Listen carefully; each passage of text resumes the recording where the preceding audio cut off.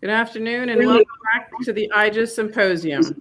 You've just entered, or you've just come into what is the session on police and public safety reform.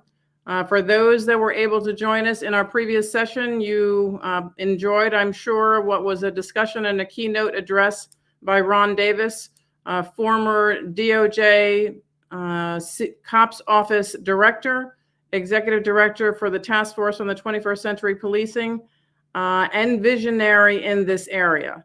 I can tell you that the reviews that we got for the session, the interaction that we had from the audience, the potential conversations and opportunities for the future to support the effort are significant and will be an extraordinary lead-in to what is this conversation that we are going to present to you now. As part of the continuing trilogy of focusing on public safety reform, we started with a keynote. We're coming in with a town hall session, and you might recall we will then have what is an industry and a practitioner panel that will respond to potential solutions. We today have brought to you 4 individuals that come from diverse backgrounds, that have extraordinary experience, that bring wonderful credentials to the table, and that, not surprisingly, have diverse views that marry together in a wonderful fashion. Our moderator is Peter Harvey. He is a partner at Patterson Belknap. He was a former Attorney General for the state of New Jersey. He is the current DOJ consent decree monitor for the city of Newark, New Jersey. We have Chief Art Acevedo from Houston, Texas. I will note that not only is Art's history extraordinary and well known within this field, but unfortunately he's dealing with a lot of challenges within his city that I'm sure everyone that's watching the news knows. So we are very appreciative for him making the time and joining us. If for whatever reason he needs to hop off, we all understand. And again, we thank him for what he's able to contribute. We also have Carmen Best, former chief for the Seattle PD. We are extremely pleased to have Carmen with us. She is currently with Axon Technology on their AI board of directors. And given the composition and membership of IGES, we know that we always bring together the collaborations from diverse fields that include both public practitioners, public service individuals, and private sector representatives. And finally, we have Jim Burch, who's another well-known individual to this field, currently the president of the National Police Foundation, formerly the director of Bureau of Justice Assistance, and of course had been with DOJ organization for 20 years. He brings not only the knowledge of the field, the understanding of industry, the support of partnerships. So I couldn't be more pleased with the makeup of the individuals that we've brought to you. Before I hand it over to Peter for what will be, I'm sure, an enlightening conversation, know that when Ron focused on the bigger picture definition of public safety reform versus police reform, the first focusing on the institutional implications and the second focusing on what he understood to be individual behaviors, we focused on what might be some opportunities to then bring together the need to redefine public safety institutions and public safety reform. The disparity, the different views, the comprehensive need to bring in different opinions in order to go through that exercise to ultimately arrive at that whiteboard picture of where we should go to is what Ron scratched the surface on.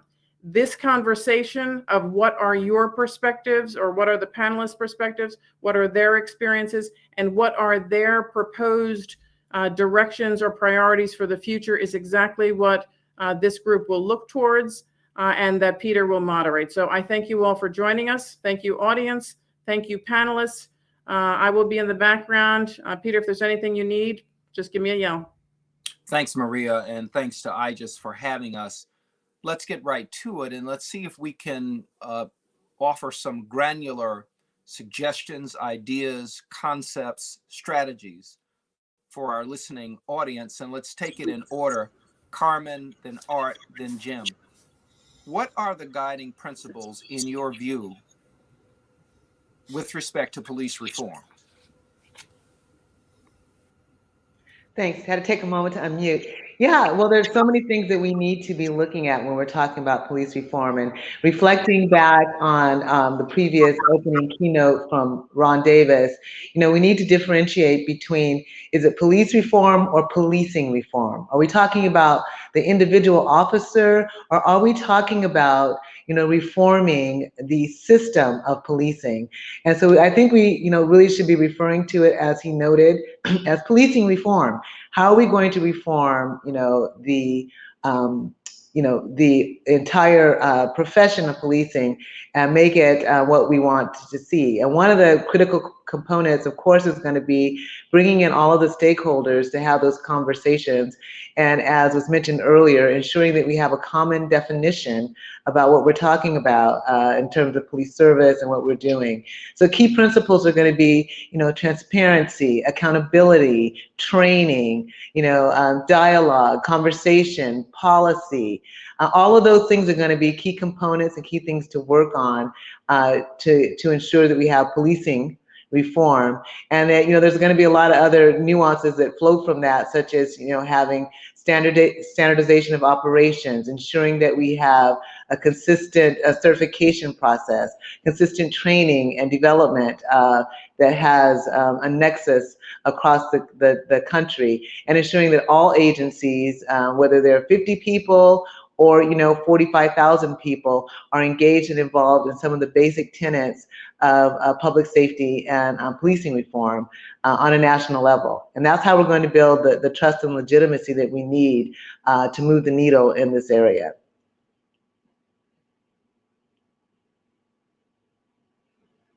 And I'll end there. Go right ahead, Art.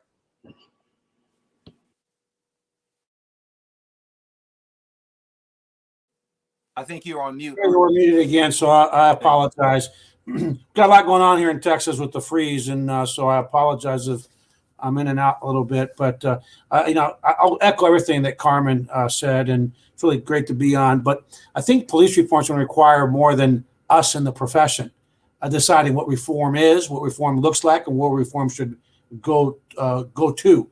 I believe it's going to require a very comprehensive, extensive engagement with our critics. And with our critics, I don't mean our traditional partners, the NAACP, HAPCOAs, LULACs, the churches, the clergy. I'm talking about the activists that are on the streets, the young people that really have the greatest stake in police reform, because when bad policing happens, it disproportionately impacts young people, and it disproportionately impacts communities of color.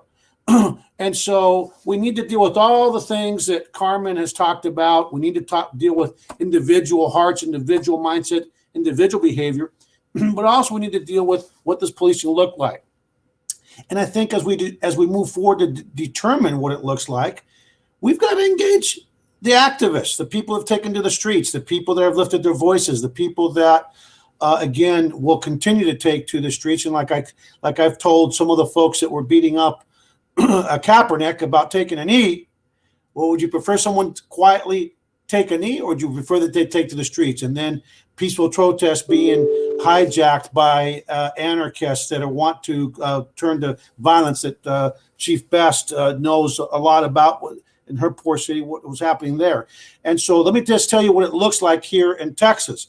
Last summer, I spent a lot of time marching on the streets during the George Floyd protest, myself and our entire executive team, and we made a promise to those young activists that we were going to be part of their voices and we were going to engage them. So our legislative session started here in January, and I can tell you we have met with Black Lives Matter, we've met with the Austin Justice Coalition, we've met with NAACP, we've brought everybody together. And what we're doing is we're looking at the George Floyd Act here locally, and we're looking at what we agree on, what we don't agree on, what we think could be better.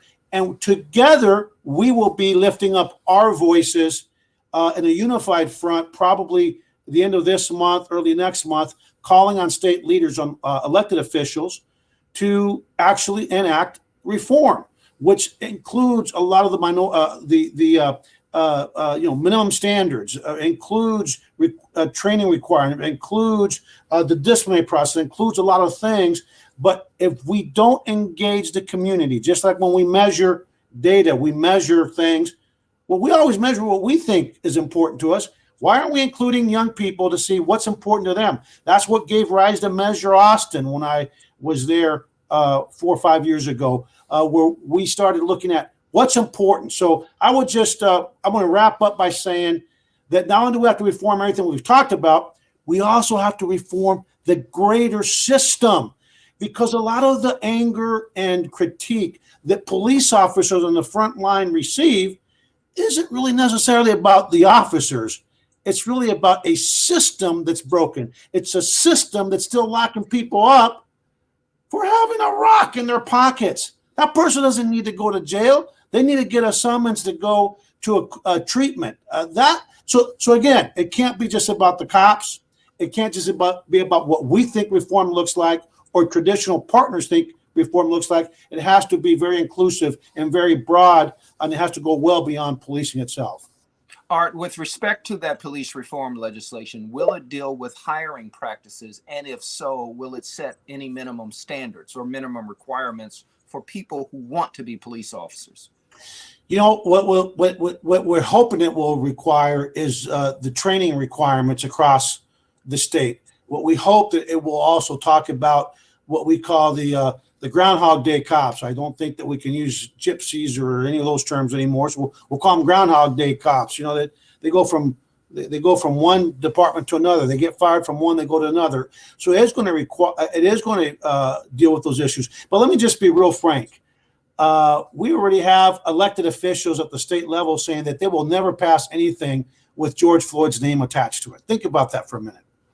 I mean, they're very open about it, and this is our lieutenant governor and governor, and I've gotten used to them. They may not pass it, they may pass it, but they will hear from law enforcement, and I'm talking about police leadership, and they will know that they're not just saying no to young activists, but they're also saying no to police executives.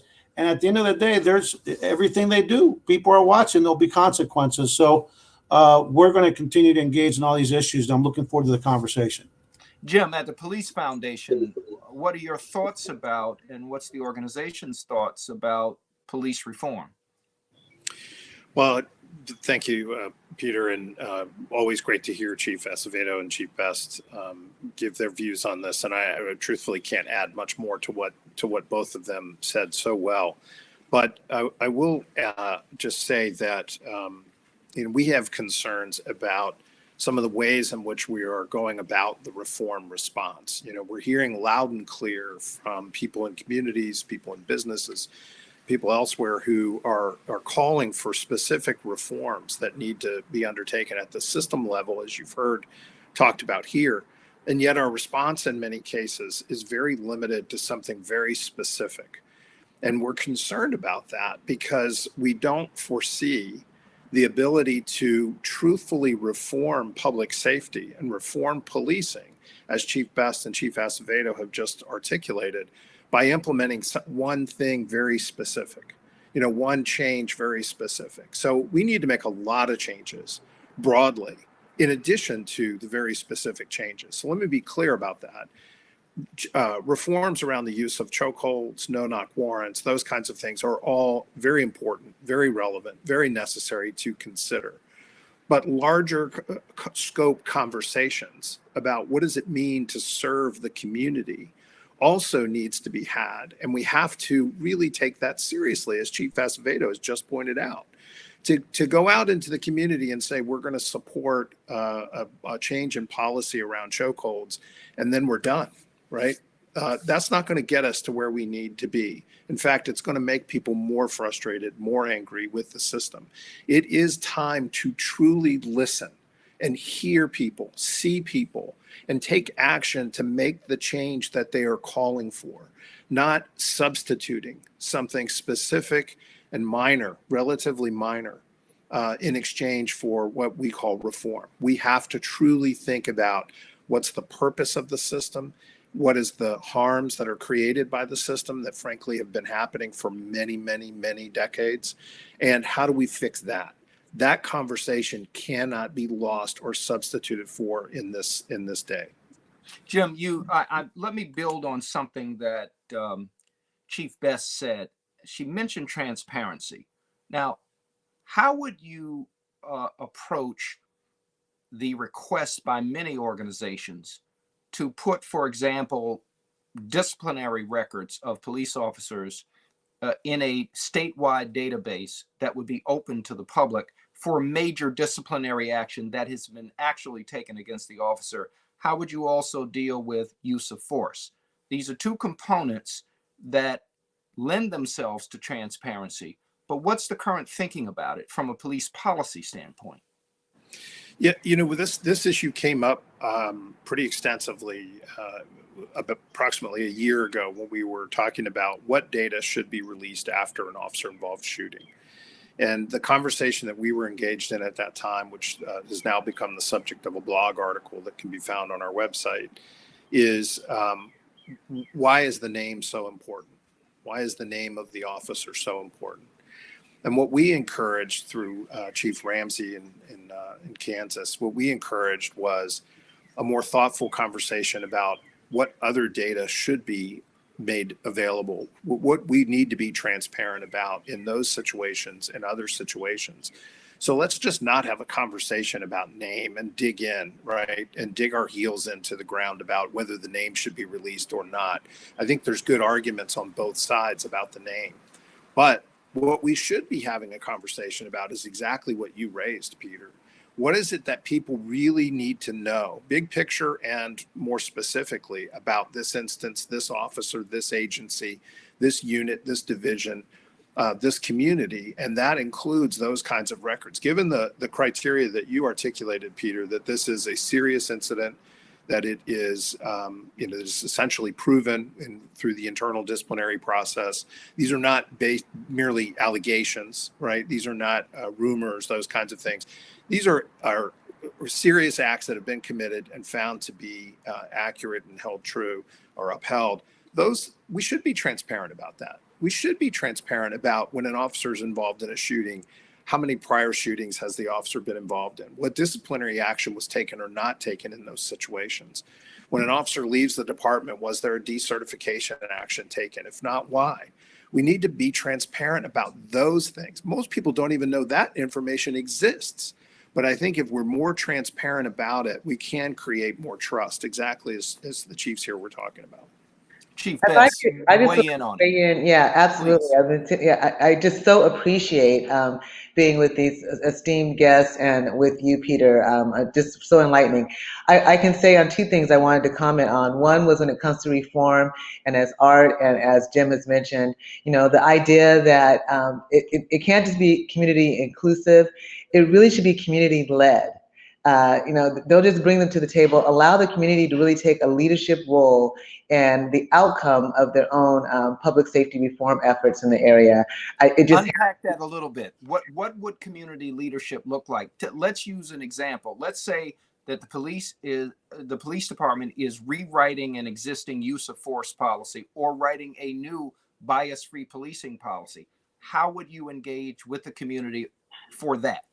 Well, I think on those issues that you need to be transparent and say, just as Seattle is doing actually, under their current Chief Diaz, they're recreating their use of force policy. You can go on their website, you can see what it is, what's being proposed, you can make comment on it, you can weigh in any way, shape, or form that you want to, so that you have the opportunity from your home, from your own laptop, to render an opinion. You don't have to go to a community meeting. We're in a COVID-19 environment, after all.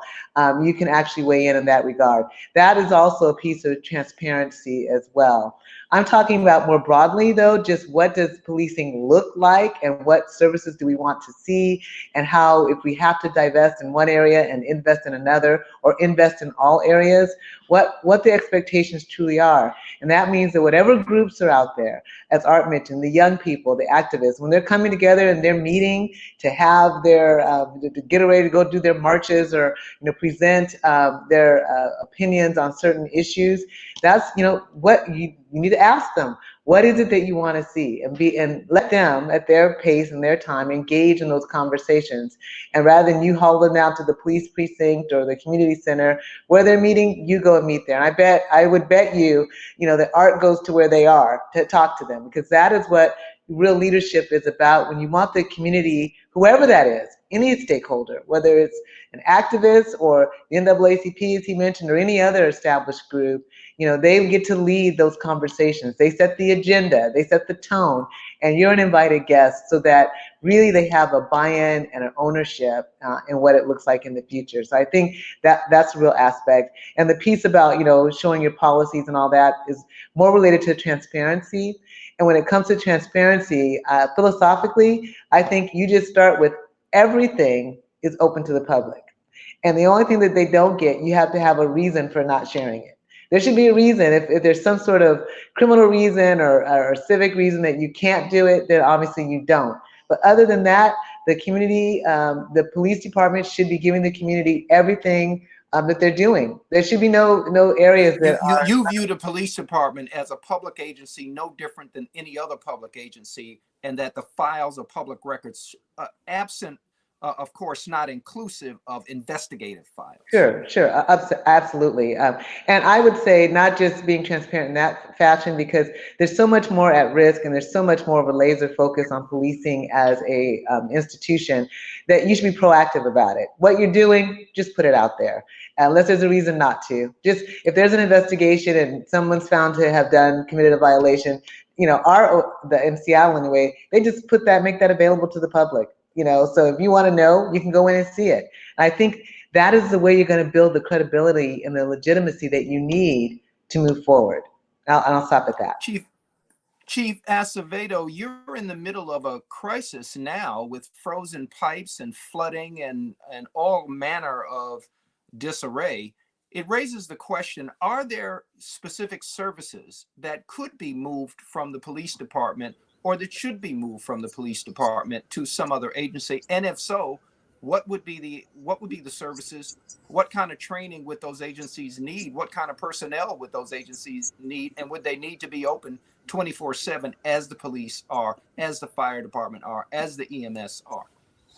Well, Laura, that's a loaded question there. Well, I can start off by saying that you only get the easy ones. Yeah, our crime labs really should not be attached to the police department. They should be independent of the police department. Having had a crime lab in Austin that, I'm not a scientist, right? So I relied on the FBI audits, the Texas Department of Public Safety audits, and the Ask Lab, which is the American Association of, crime lab directors.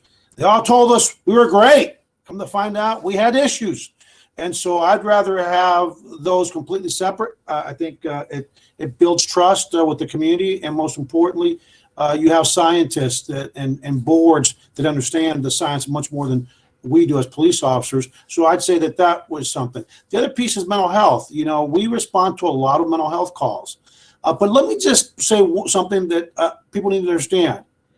Even today, we see, like here, where we shot a young man to death, and I had him firing 4 people that was in mental crisis and high on drugs, and we fired 4 folks.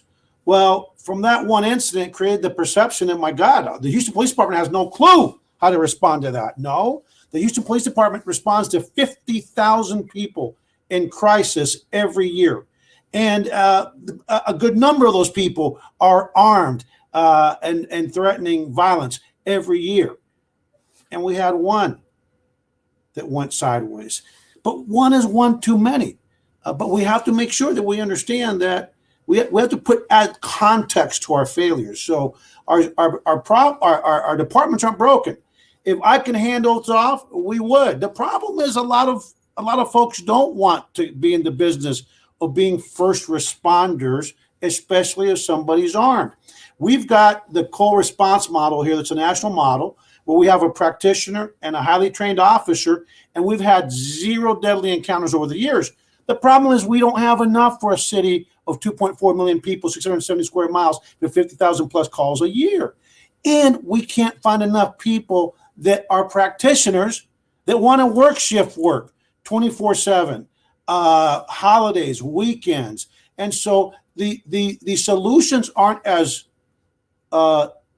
easy as people think, and the problem isn't as great as people think. And I think we just need to be more data driven and actually, but that's one of the areas where we're already doing it. We're actually sending people at the 911 call center. We have practitioners there that are actually, we never respond to the scene because the mental health professionals talking to the person at our call center, and that can go all down the line. But that's one of the areas that I think that we'd be very happy to hand off.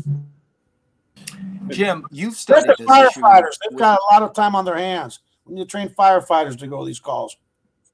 And I'm being somewhat facetious, but I'm not. Peter, can I No, comment no, on that? Understood. Please. Yeah, just we recently finished a study looking at rural communities and small towns and their ability to implement crisis intervention training. This is a survey that's published on our website now. One of the things that we found, because I think What's that web address, Jim? policefoundation.org. Policefoundation.org.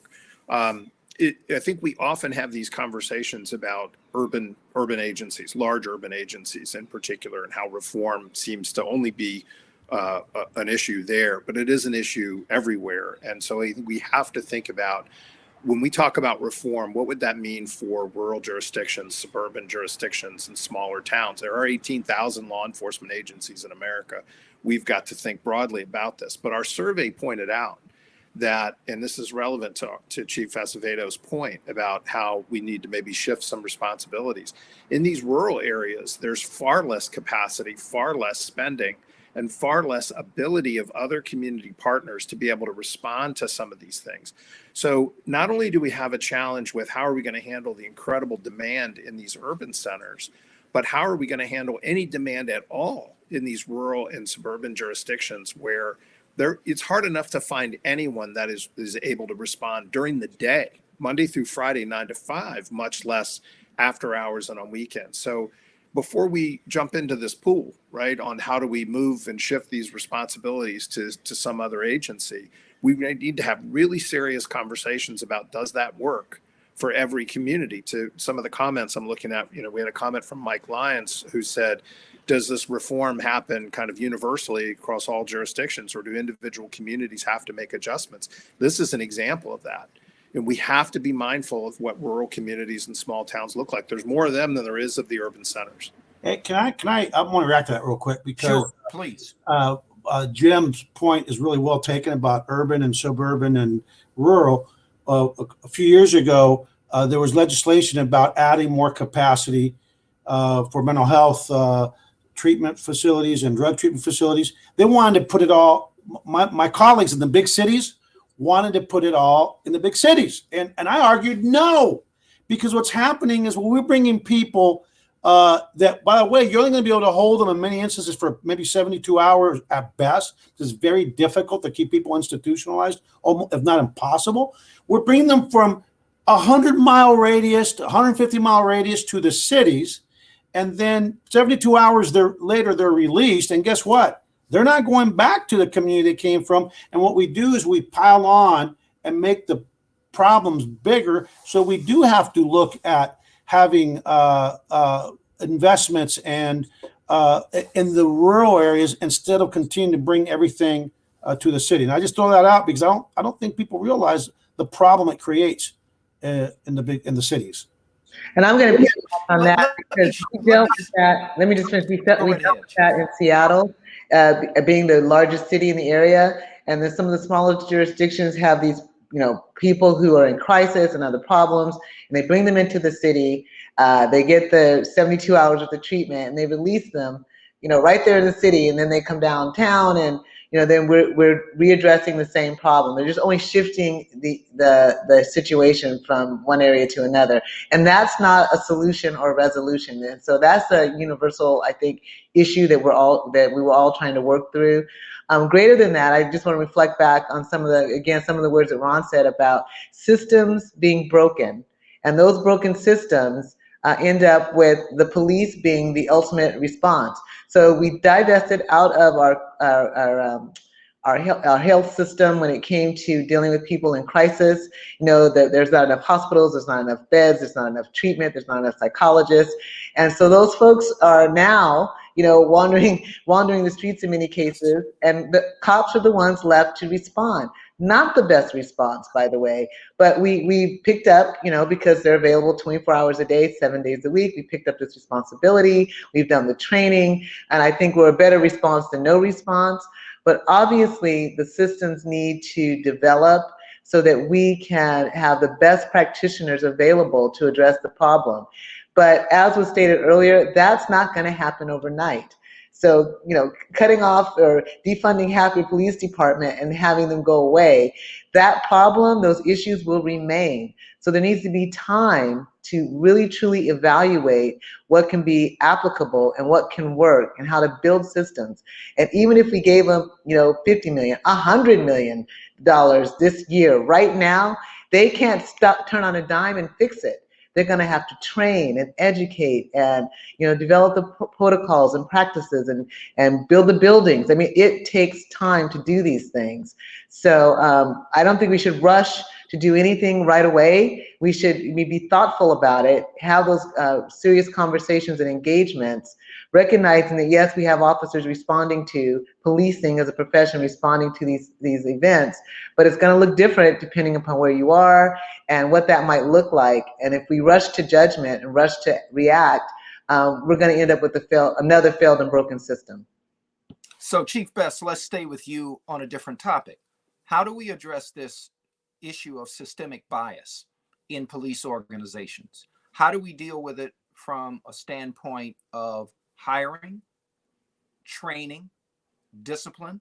Also, should police departments have an individual policy that prohibits bias-based policing? Well, well, that's a lot to unpack there too. You're really good, Peter. I will say this. You know, when it comes to bias, implicit bias or explicit, whatever, you know, it's so interesting that people really are laser focused on policing, but police hire from the larger society. So if you think that you can somehow eradicate bias from the entire police department, and you're not doing it with your healthcare, your education, and other systems, you're still going to be dealing with some of the same problems. I understand why people focus on policing, because obviously, you know, you have the ability to take away people's freedom and you have the ability to use deadly force. But we need to be looking more holistically when we talk about bias and talk about racism and those issues. We have a societal problem that we need to deal with. As was evident. I agree, but let's assume I agree. But I'm a new chief. I'm in a city of 200,000 people. Yeah. I know that there are issues in this department because that's one of the reasons I was hired. I have a reputation for being a reformer. What can I do right now to begin to address this issue, understanding that there's a societal issue, but also understanding that I want to show progress on this front of identifying and training my officers not to engage in bias-based policing? Give me some tools. Well, certainly having the training for bias-based policing is important. I think most agencies are doing that. Fair and impartial policing practices, or undoing institutional racism, or there's a lot of programs out there specifically addressing the issue of bias, recognizing and understanding your own implicit biases and how you can better address your behaviors and your outcomes when you're dealing with and addressing the public. You have to do that. You have to acknowledge it, acknowledge that it exists, acknowledge that we all have our biases, but we're going to be an organization where we're going to treat people fairly and ethically no matter what, and we're going to start having that conversation. And many agencies are working with the Anti-Defamation League, talking about the lessons learned from the Holocaust, you know, and how police were co-opted, how we can avoid making those same mistakes, how everyone has their own implicit biases, how you can recognize what they are and make sure that your actions are fair to everyone. So you have to have those conversations, making sure that when you're doing your hiring, your recruiting, and your training, that you are screening for those very issues of implicit bias, and making sure that you're not bringing people into your organization that have those types of issues. And I would also say, I would advocate for having a repeated psychological review and health and fitness review of your officers. It's like you hire in at one point, and then you go through all this battery of training, so to speak, and you're ready, you're on the street, and then you don't revisit it. So we need to have refresher training that happens periodically to make sure that we're checking in with people about how they're doing and where they are. I can tell you, I was pretty appalled to see the number of people in law enforcement or in the military that were engaged in some of these white separatist, white supremacy, militia type groups.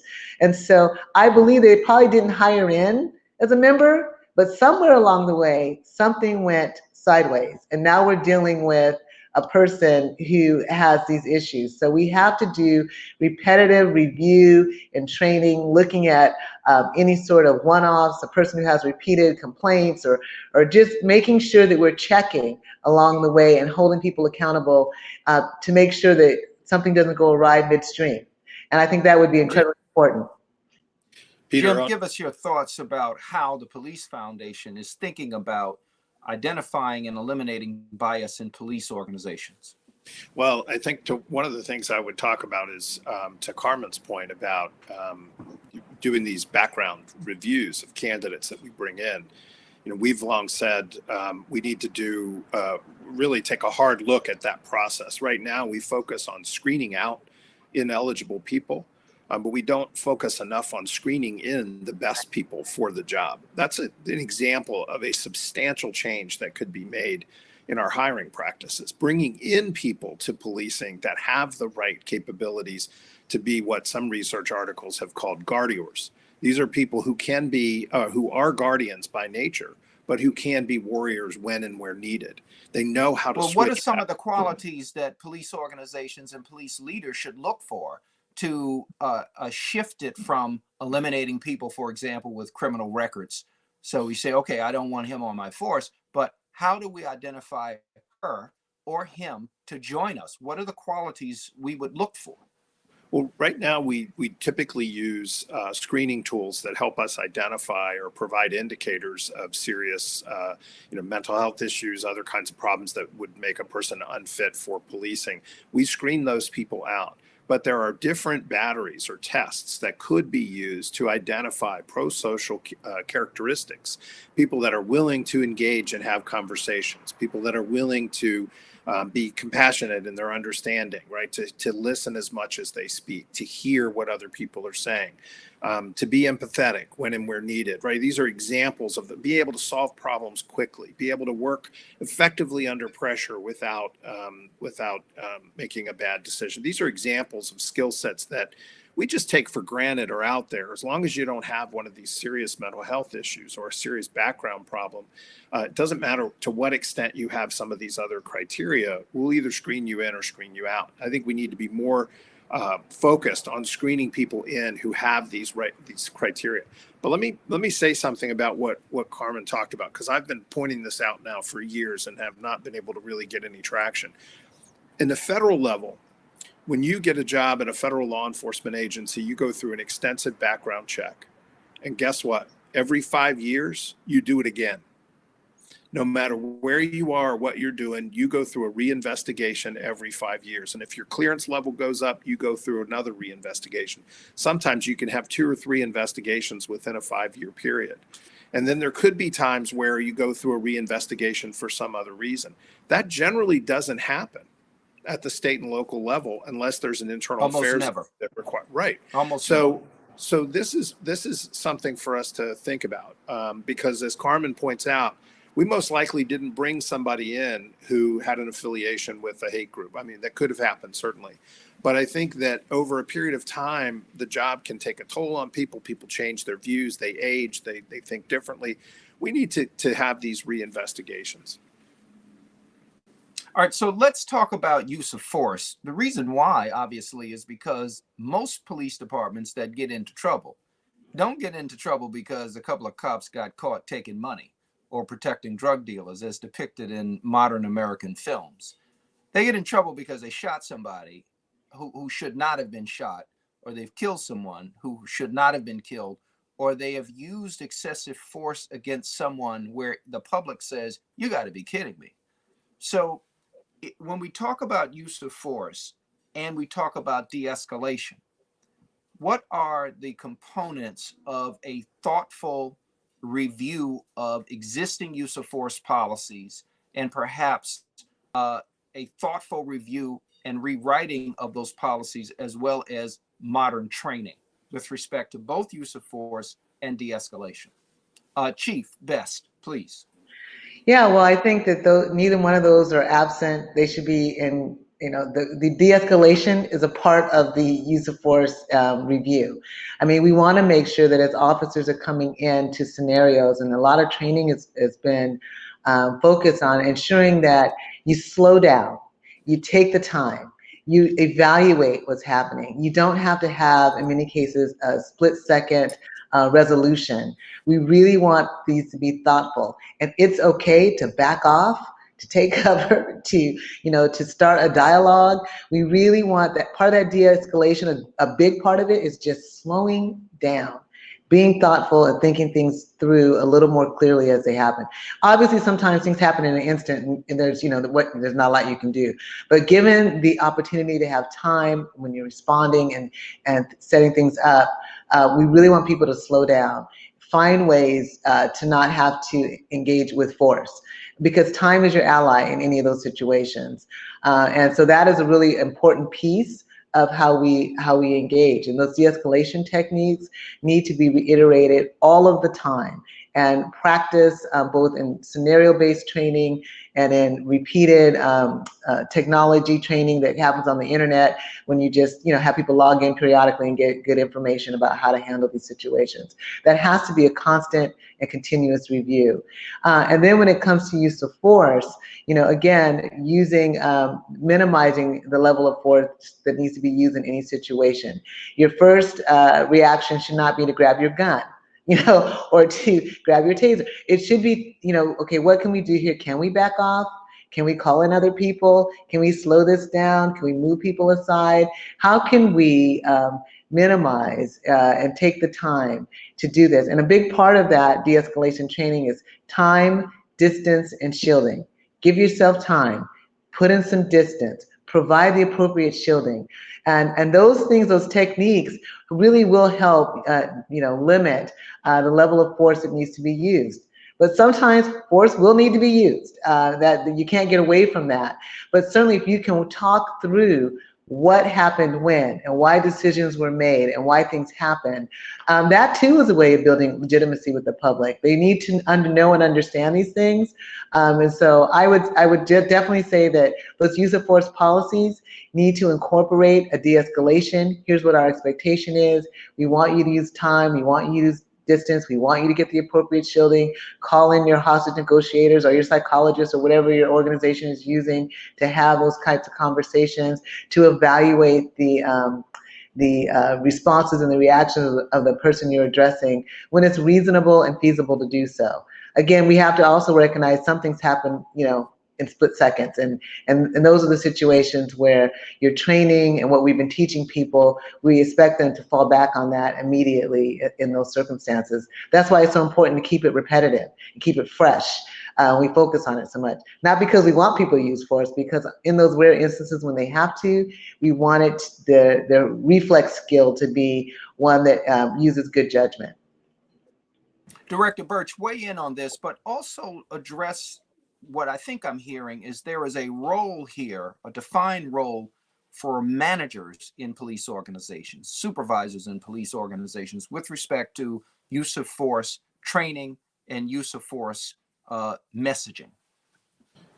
Absolutely. I couldn't have asked for a better question. In fact, we did a study in Seattle PD, with involving supervisors and how they debrief with officers after something called high-risk contacts.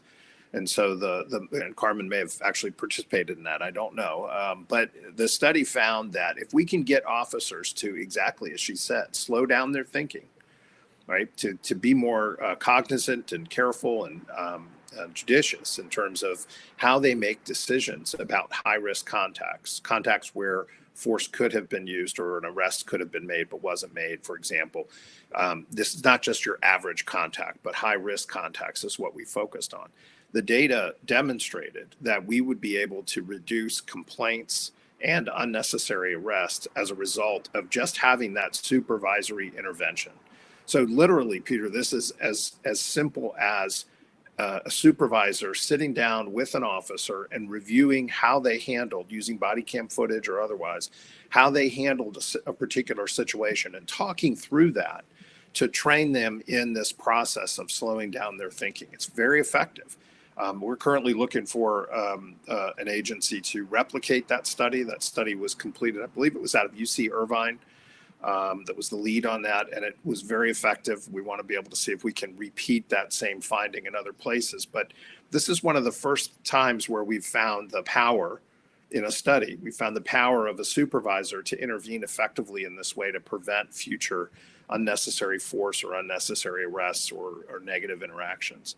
I think just a couple of other things briefly. You asked about criteria and use of force policies. One of the other ones that we've now started to recommend every time we look at a use of force policy in a jurisdiction, we'll recommend including as a documented use of force every time an officer points a firearm at a subject. That is not currently captured in a lot of places. And there is research that suggests that just by capturing that information, we may have a positive effect on use of force. That is, we may be potentially reducing the number of instances where a firearm is pointed or force is actually used. And there's no indication that it puts officers at any risk or jeopardy. So it's simply a matter of better documenting use of force actions. We implemented that recommendation in Phoenix, or we suggested that recommendation to Chief Williams in Phoenix. She's now implemented it, and they are exploring the value of that data. And it goes to one of the questions that Christopher Jacoby asked a minute ago in our chat. What kinds of data and analytics are used? Well, the answer is we often don't have a lot of data and analytics on these instances. But if we're tracking more of this, like I've just talked about, that data can begin to help us see where we may have bias situations evolving. And if we pair that up in an early intervention system, that's different from an early warning system. If we pair that up with early intervention systems, we now give supervisors the opportunity to intervene and to sort of coach or supervise that behavior in a different direction. So Carmen, I think we've brought it full circle on this. All right, so stay there. I'm going to come right back to data, but I want to ask both you and Chief Best a series of questions. I want to get a really brief answer on it. With respect to use of force, would you ban chokeholds? Chief Best first, followed by Director Burch. Well, yeah, when I was the chief in Seattle, which I'm not there, we banned it. We don't do chokeholds. So that's obviously a yes for me. We just felt like all that. All right. So Jim, where do you stand on it? Yes. All right. Ban strangleholds, Chief.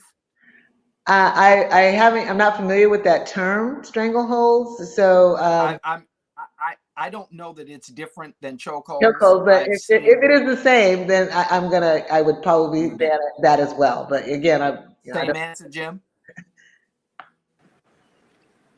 Same answer for you, Jim? Yes, sir. All right. So what about requiring a warning before shooting? Well, that's pretty typical in the training. When it's reasonable, I mean, again, all these things have caveats. When it's reasonable Correct. and feasible to do so. If you're standing there, somebody just pulls out a gun and points it at you, it's a little different. But when you can, that's part of de-escalation. Is move aside, or I'm going to have to fire, or you always want to be able to give as much instruction and as much verbal communication as possible. So that's just part of the standard. Jim, your thoughts? Yeah, I think exactly the same, but I think it's good measure to say that it is whenever practical is required. Yes. Right. All right. So here's a question: Would a modern use of force policy require an affirmative duty by one officer to intervene and stop excessive force being used by another officer, or force that is inconsistent with the use of force policy? Well, I can tell you there's so much training out there on this issue. At one point, they were using EPIC, which is Ethical Policing is Courageous. I think there's a new program called ABLE. I can't remember what the acronym stands for. All of it is basically surrounding the issue of duty to report and the efficacy of intervening early on with other officers. And it formalizes that, it makes it, part of the policy, part of the training. If you see something that isn't right or a violation, you have a duty to report and you have a duty to intervene under any circumstances, no matter what it is. And we really and truly expect that. And I can tell you a scenario in Seattle when Kathleen O'Toole was our chief and I was the deputy chief that she had to deal with. And my question on it was, there was a lot of demonstrations, a lot of things happening. One of the officers, it was it's a well-publicized event, so I'm not releasing anything that people wouldn't already know. One of the officers started pepper spraying sort of indiscriminately to move the crowd back. Now there's a whole line of officers there, and no one else, whatever she was feeling or experiencing at that moment, I don't think it was malicious at all. She just felt the need to get people back, but no one else did. And my question was, the person standing next to her, and I've stood on those lines myself as a frontline officer, you see that thing coming out, that's your time to say, whoa, wait, right? What? Give them a second. You have a duty if you see something that isn't looking right to sort of say, okay, because my feeling was that could have been avoided if the person just next to her, when they saw that come out, just said, put their hand on her shoulder or something, kind of gave her a minute to sort of regroup. So I think that as a form of policy, it's very important to have a duty to intervene. Certainly that would include any use of force, but really it includes anything that we see that's not in alignment with the values and the principles and the policy of the organization. Jim, your thoughts about it? Can we dive a little bit deeper on this one? And I'll tell you why I say this, because when we looked at the George Floyd incident from afar, based on information that's open source, Chauvin was a training officer.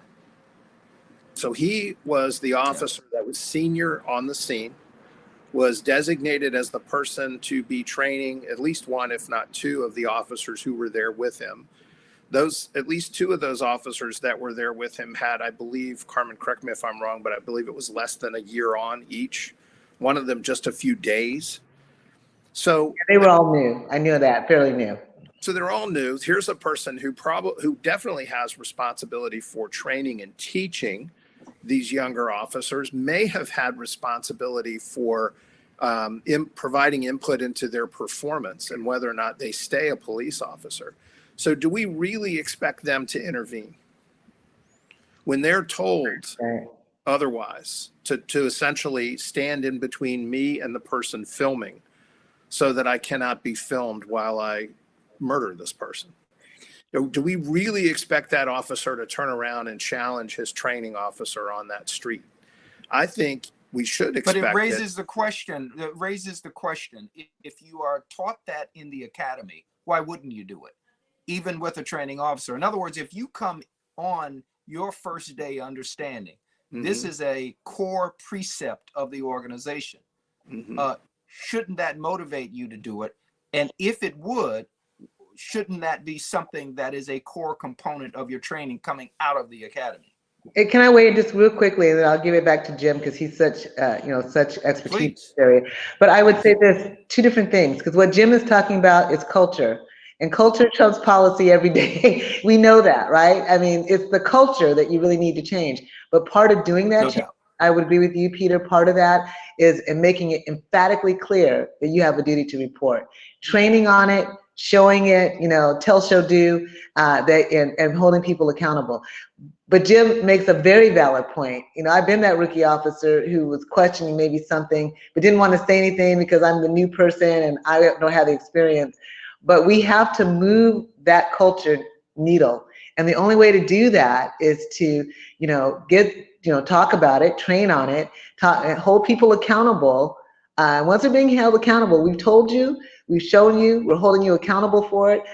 People are going to get, the message starts to flow through. And suddenly you have people like they do in Seattle, about 50% of the complaints on officers come from other officers, not from the community, But that takes time to develop the culture to do that. So you make a very valid point, Jim, and that's the reality of the world that we live in. But we have to start trying to turn that big ship. Well, you both have raised a question about that goes to the heart of internal affairs. What is the thinking about what a modern internal affairs unit ought to look like? What should it look like? How should it be trained? What kinds of officers should be there? And what is the career path of the person who goes into internal affairs? That career path question is probably one of the most significant, Peter. This is an issue that we come across quite a bit in agencies that have trouble getting officers into internal affairs. And then there's this question about where do they go after? And I think you and I have talked offline, Peter, about this idea of creating a very specialized career path that gives that internal affairs officer a way out that is appropriate and makes sense. But we also see another problem, which is agencies moving officers into internal affairs without any background in investigations, without any training. And I think that's a critical piece as well. There really does lack a specialization in this area. And more I've seen, I don't know, Carmen, if you've seen this, but I've seen major cities starting to turn to former federal law enforcement officers, FBI agents who've specialized in anti-corruption investigations, turning to them to come in and take over their internal affairs units. I've seen that in Baltimore. I've seen it in Detroit. Detroit in particular had a particularly large backlog as well as other issues they were dealing with. So they went to the outside to bring in federal agents, retired federal agents to run their internal affairs. I don't know what your thoughts are on that. Yeah, well, I think there needs to be experience, whether that's through some sort of unique training program. You can't bring investigators in that don't have investigative experience, and that really creates some problems. I mean, it's a really complex answer. It's not a one-size-fits-all answer for how you do internal affairs, but there are some key components about having a really good investigative experience, collecting the facts and presenting them so they can be presented, in a objective manner to whoever's making the final disciplinary determinations. Usually that's the chief, but that needs to happen. In many cases, there's in Seattle they have that three-pronged effect. They have a Office of Professional Accountability and an Inspector General and a Community Police Commission that all get to review cases and the way that they're formalized and how decisions are made. I think that transparency is incredibly important.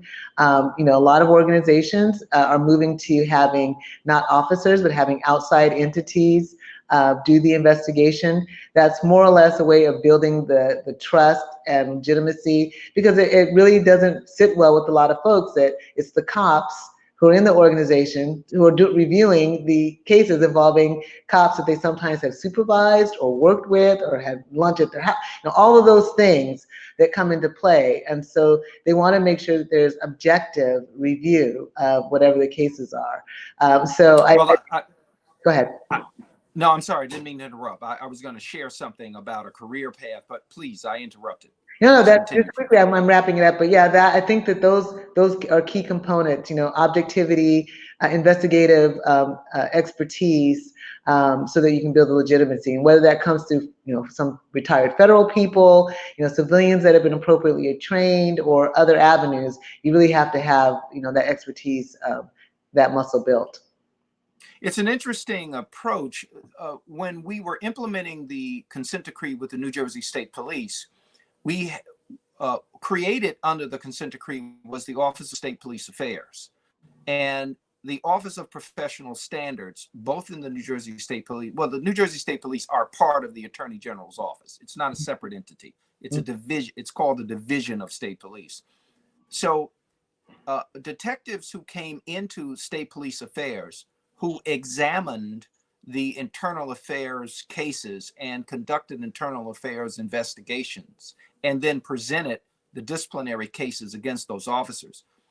After a couple of years, they were spun out of State Police Affairs and into the barracks. So the command at that time in the barracks was generally a sergeant first class.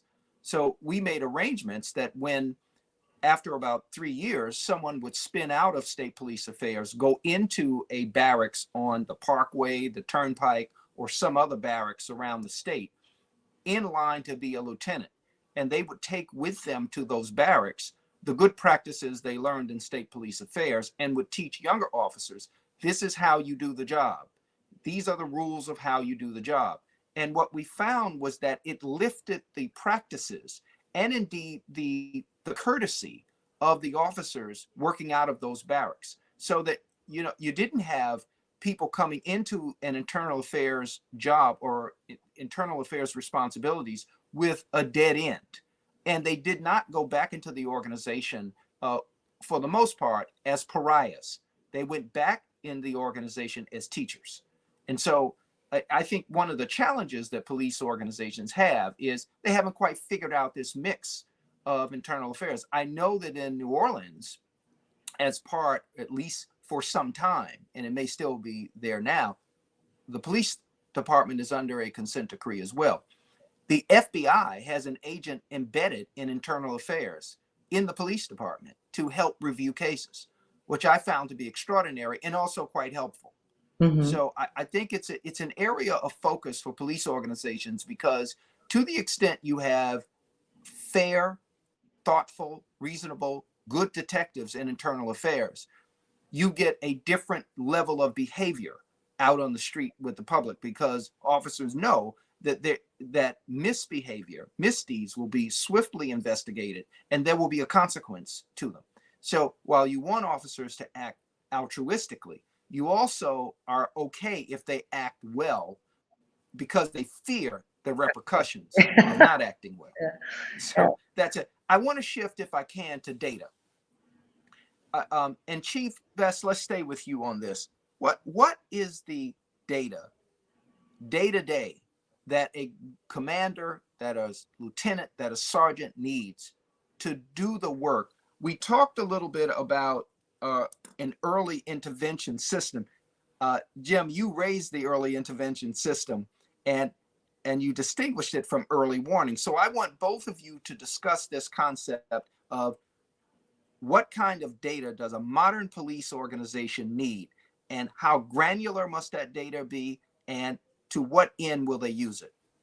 Yeah, and how do they get it? That's a pretty loaded question. I'll go back to what Jim had mentioned earlier about supervisors and the early intervention system, because once we realized what he pointed out through that study was that we could really help officers by having supervisors review the body-worn video that officers had, you know, if an incident came up, walk through it. It's not punitive in any way. It's like, how could this have been handled better? How might we have addressed this, you know, in a way that had a better outcome for everybody, you know, through mediation or whatever?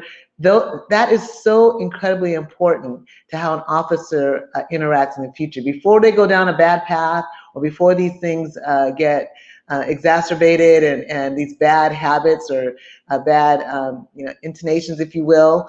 That is a great opportunity for supervisors to get involved. And it's in an early intervention system, which is just that, intervening early, because you can't be at every person's call every single second, every day.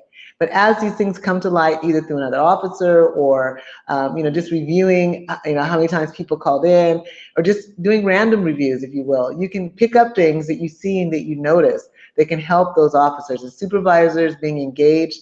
I mean, that really validated what I learned when I was a sergeant, you know, because I would go on their calls sometimes and I would pick up different things. And I noticed I had the most impact and influence on the people that worked for me than anybody else. They cared about what their supervisor thought, direct supervisor, almost more than they did the chief in many cases, you know, because you're the person they see every day, and you're the one that they build rapport with.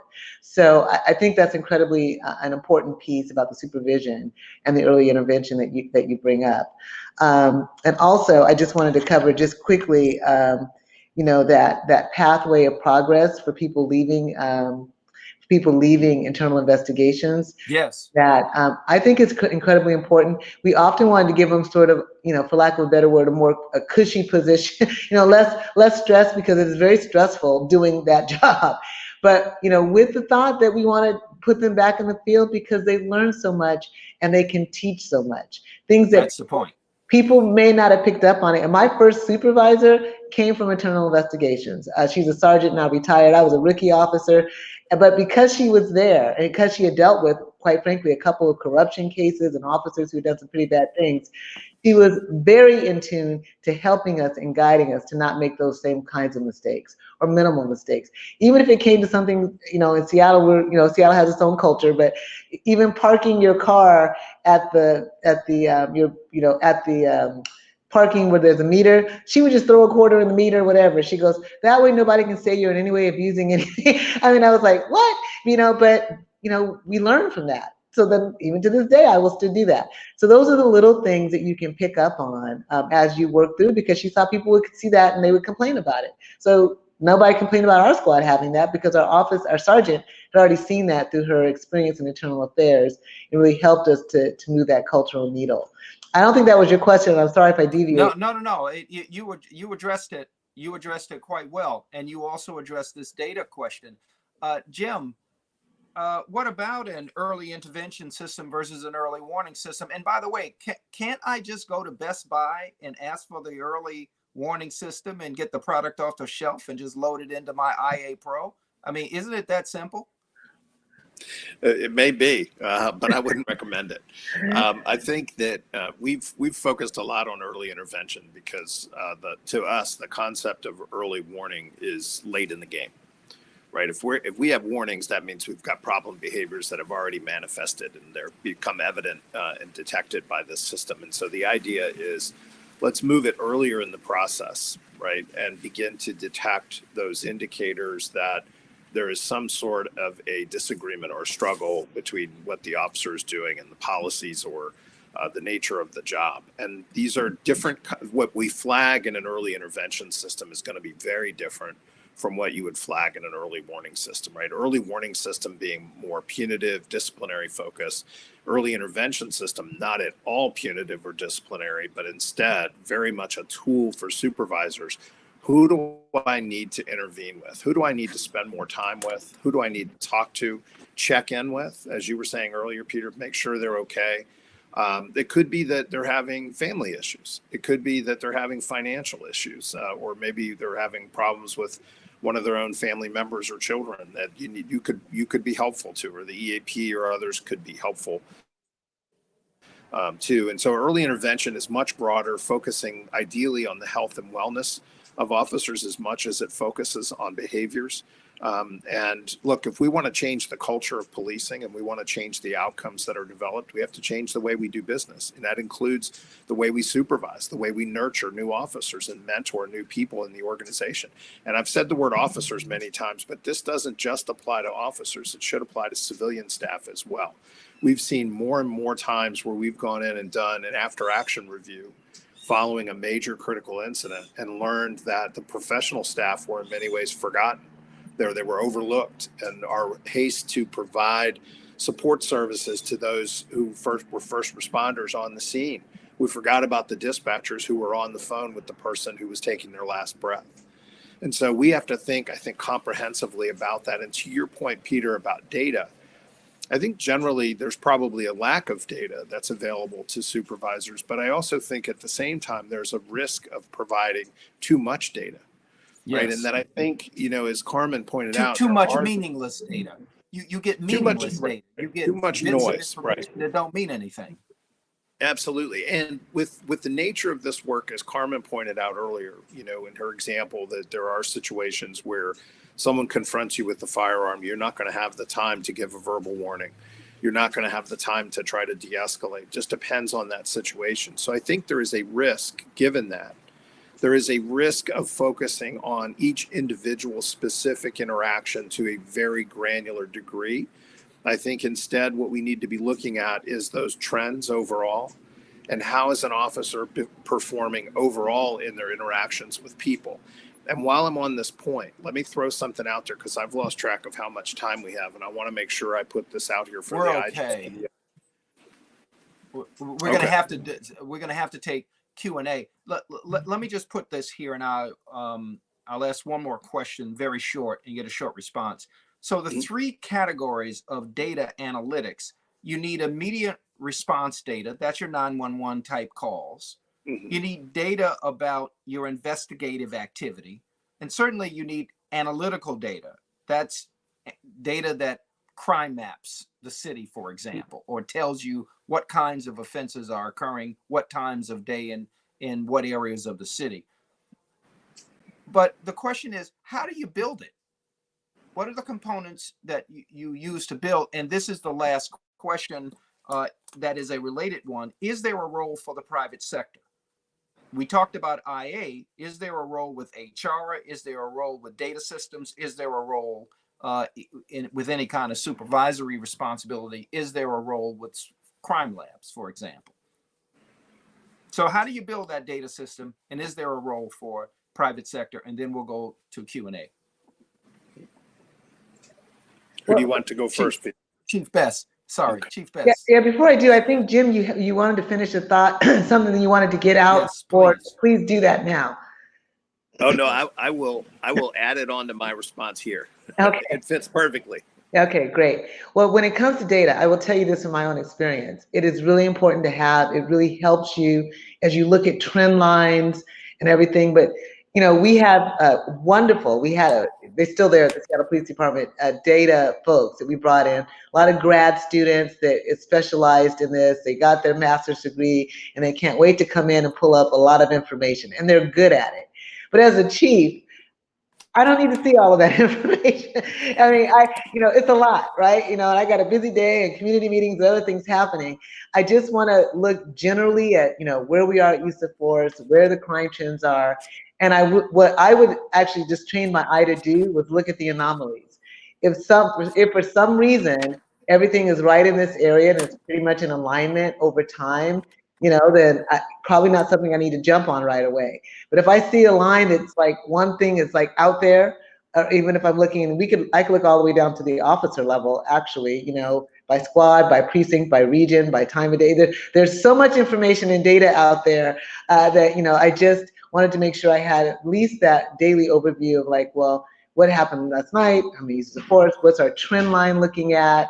Do I see any anomalies or jumps? And if I did, that would be what I would focus on first, because you can get, kind of almost too bogged down and have information overload. And so I just would look at those specific things. They were pulling information, how many 911 calls for service, where those calls were coming in from, which areas of the city, which time of day, which officers, what's the average age of the officer that's responding to a certain type of call, what's the average age of an officer using force, and where that force is being used. Is it mostly in downtown? I mean, there was a lot of information that we could pull from what they were collecting. So it could become quite a bit. I want to have that information available, so I don't want it to curtail them from collecting it, but I also wanted to make sure that the dashboards that I was looking at really reflected the timelines for those particular areas, such as use of force, traffic stops, and that kind of thing, just to get a real sense of like where we were trending. And if I saw a particular shift or watch, or even an officer where there was an outlier, then we'd want to take a deeper look. So I think the data provides you sort of an overarching view, but also as you can delve into any specifics that grab your attention because they're either too low or too high. And I don't know if you have something to add to that, Jim, but that's kind of where I see data coming into play. And then also the other piece of that I would say is making sure that that data is transparent. So we have those dashboards available to the public. So if they want to know where the hate crimes are occurring, there's a map. They can go to that map and they can hover over it and they can see for themselves what was reported, when it was reported. I mean, not the names per se, but general trends, so people could understand that as well. Peter, I would add to that there's always going to be a need for those sort of common denominator basic systems, right? You have to be able to track calls for service. You have to be able to track responses and those kinds of things. But I think, again, when we go back and we look outside of these urban centers and we look at some of the suburban, rural, and small towns, their level of sophistication could be very different. Their level of data availability could also be very different. And so I think we have to, as we build these systems, we have to keep that in mind. And then the other thing I would encourage people to keep in mind or to realize is that when we were doing the Police Data Initiative, this was a recommendation that came out of President Obama's 21st Century Task Force. The idea was to work with over 50 agencies at the time to help them open their data to the public. Seattle was clearly one of the leaders in that, but you'd be surprised how many of the smaller agencies we talked to who wanted to participate. In other words, they wanted to be transparent. They wanted to share their data. But when we asked them what data they had, they really didn't have any that they could share that they weren't already sharing. It's crime data in particular. So when we said to them, what's the diversity of your department?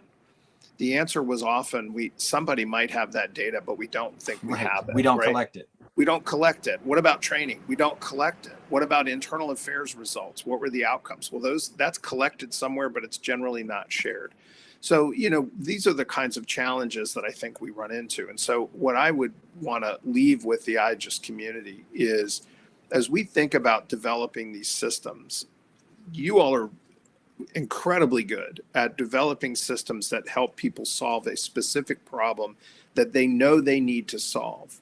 But I think where we need to focus more attention on is helping them identify and respond to the problems that they may not know they have. And that's where this issue of bias, this issue of racial disparities, disparate treatment generally comes into play. The IGES community, I think, can play a very strong role in this. If we can develop either consensus standards or otherwise a way to build into these systems guardrails that won't prevent an agency from doing something, but will raise this issue for them to realize. Oftentimes, and Carmen, I'd love to hear your view on this, but oftentimes I don't think people are aware in these agencies that something that is being done is having a disparate impact. I mean, we could argue that they should have known it. I mean, clearly, let's look at New York v. Floyd and the stop and frisk case there. They clearly, NYPD had many opportunities to realize the disparity that was created through those stops if it wasn't just evident in and of itself. But it wasn't tracked. It was tracked at the officer level, but the supervisors never looked at it. There was no overall effort to understand what's the impact we're having, not on how many guns are we confiscating, how much dope are we confiscating, but what is the impact on people? What's the racial disparities that we are creating by this, and is that worth it? That conversation didn't happen. And that's the conversation that I think isn't happening in a lot of places. And if the IGES community can help solve that, again, not to prevent an agency from doing something, you can't control that, but you can raise and flag issues for the system users and owners to say, we've noticed that 80% of your traffic stops are X, or in this area, or of this type, or we've noticed a difference between outcomes associated with minority drivers and non-minority drivers, males versus females, whatever it is. That's the kind of indicator that these systems, if the IGES community can build that, that's the kind of indicator that I think we need to contribute as part of an overall effort to support reform. That I don't think is there today. Carmen, correct me if I'm wrong on that. Well, that's a perfect segue. I see hit the nail on the head with that. And I would just say, it goes back to what Ron Davis was saying, asking the right questions as they're building these systems, and I think in Seattle, I'm most familiar there, but Seattle, I think, did a really good job. Some of the researchers would come up with questions that we wouldn't have considered asking. And they went out to the community meetings and they would listen to what the community was saying, and they say, well, we can develop a tool for that, or we can ask, we can help you watch that trend. Things that we weren't aware of, and hadn't really thought about. So, and sometimes that's not, as Art was saying earlier, I'm not a data scientist, I just want people to be safe in their communities and build and have that partnership. But boy, there are people out here who are thoughtful, who are also part of the community, who have the expertise to be able to tease out those particular questions and trends and help us be more informed as administrators and as practitioners and as community members. So I think you hit the nail on the head. We really do have to work on that. Well, let's leave it right there. I see Maria Cardialis has joined us, so let's see if we have some questions from the audience for both of you. Thank you, Peter. I appreciate it, and I appreciate all the input that all of the panelists, including Art, had before he split. I'm going to close up two things here. One, I just want to address the point that Jim brought up with regard to IGES can easily or has demonstrated results in responding to a problem, but that we are now in the position with this opportunity, with these challenges, to help define the problem and the associated data needs that we could then in turn make available to the agencies with their engagement.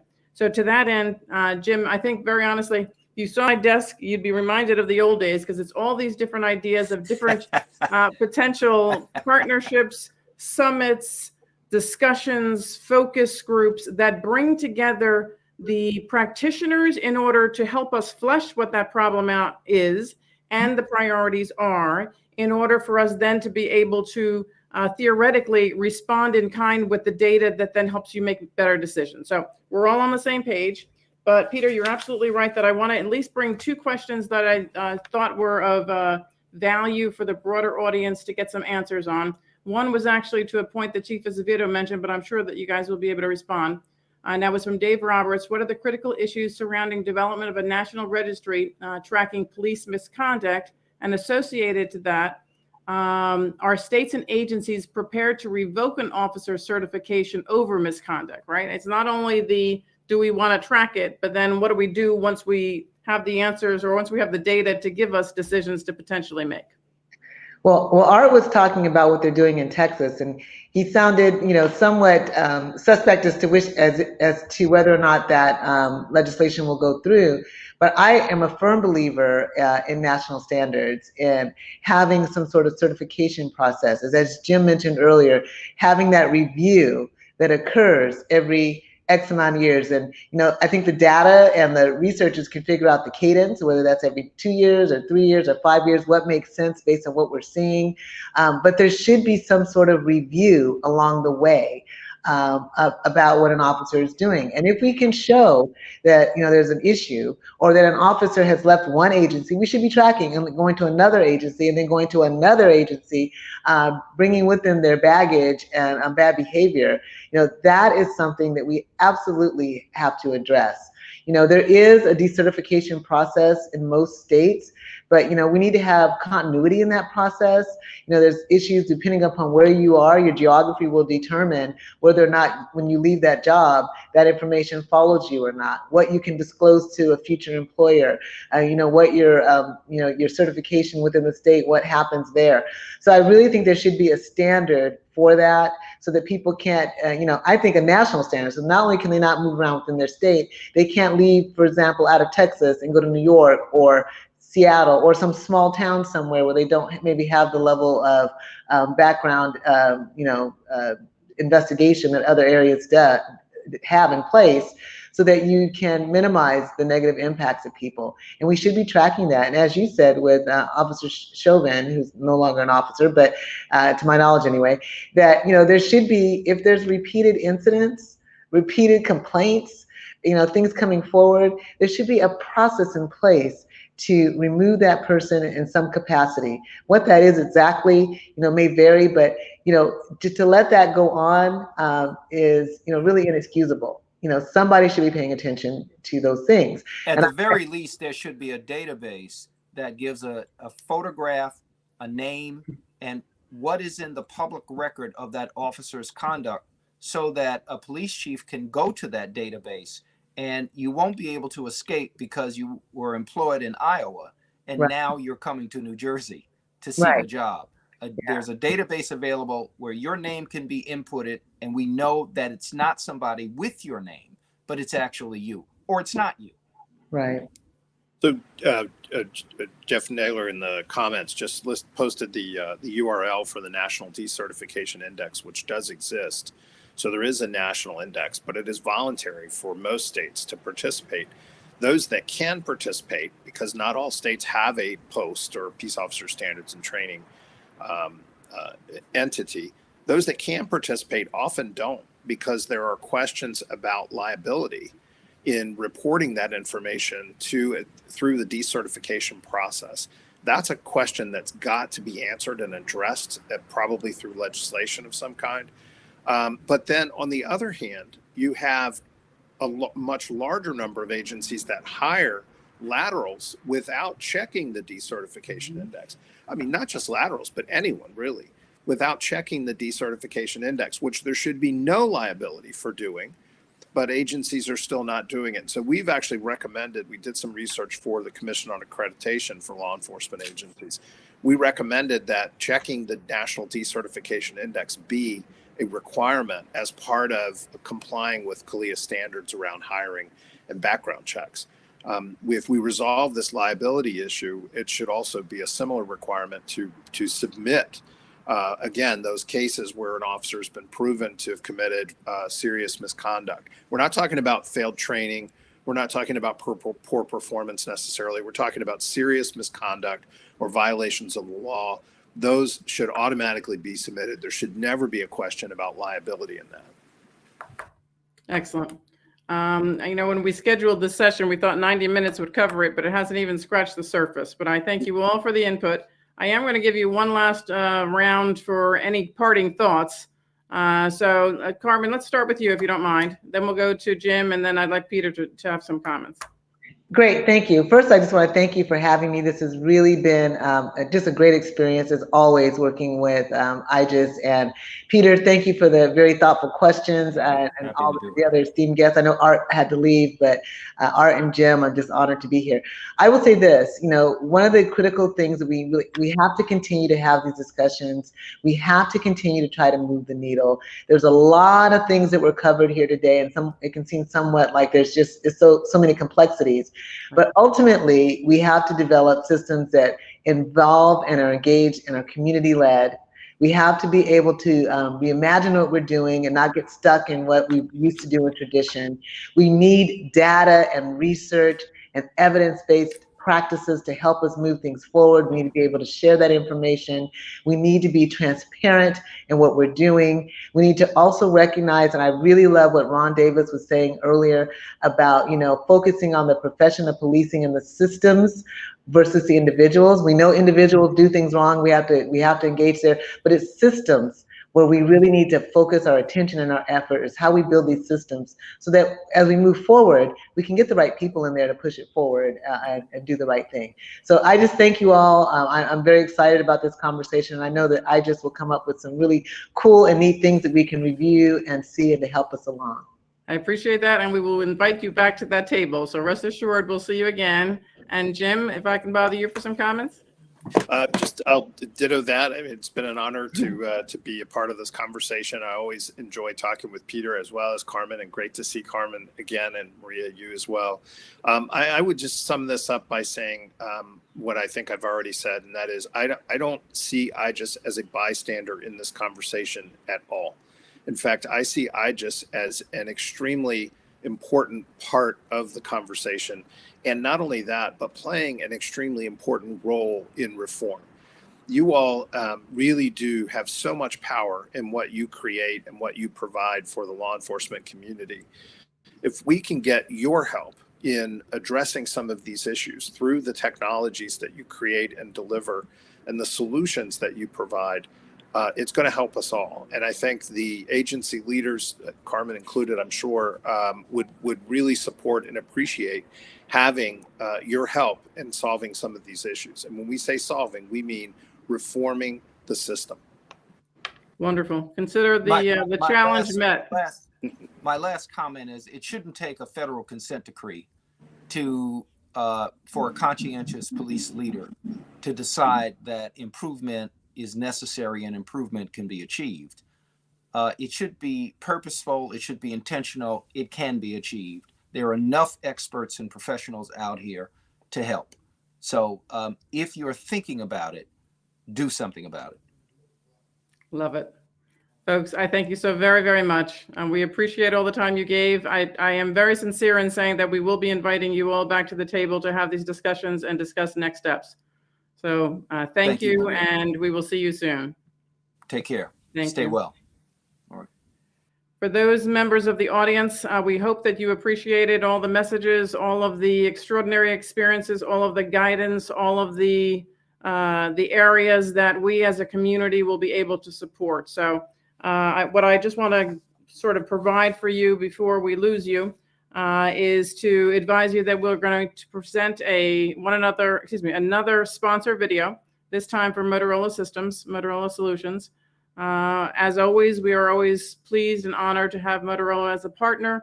And once again, they supported this symposium as they do many of ours. So that'll be something that will follow. And then we would ask that you return at 2:30 for what will be our last subject matter event. That will be the industry and practitioner panel that will provide a couple of different options and solutions that those providers have experienced, used, designed, and will already speak to some of the experiences that they had at different agencies.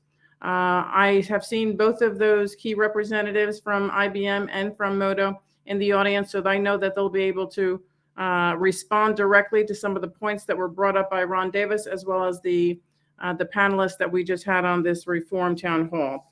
Lastly, I want to inform you that after that industry/practitioner panel, we will be addressing and providing the IGES awards. And for those of you that have been part of our family for some time, that is something significant. That is something that has taken a great deal of time to not only define the requirements, but then choose from many individuals that are deserving of these honors and these recognitions. So we'll be giving out the Robert P. Schumett Award, the Thomas J. O'Reilly Innovation Award, and the first ever Corrections Information Technology Recognition Award. So I urge you all to stay for all of those things. It's part of our community, it's part of our event, and we thank you for participating. So take care, and we will see you a little bit later.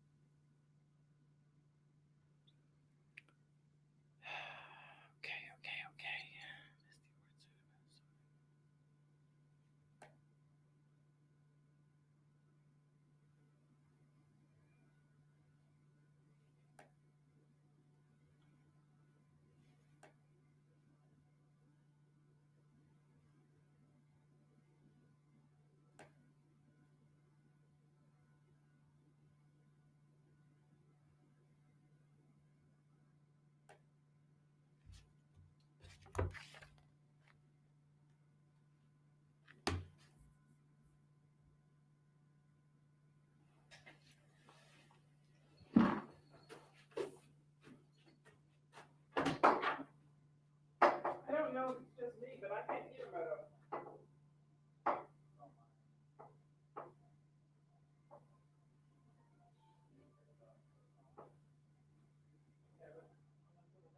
Why is that?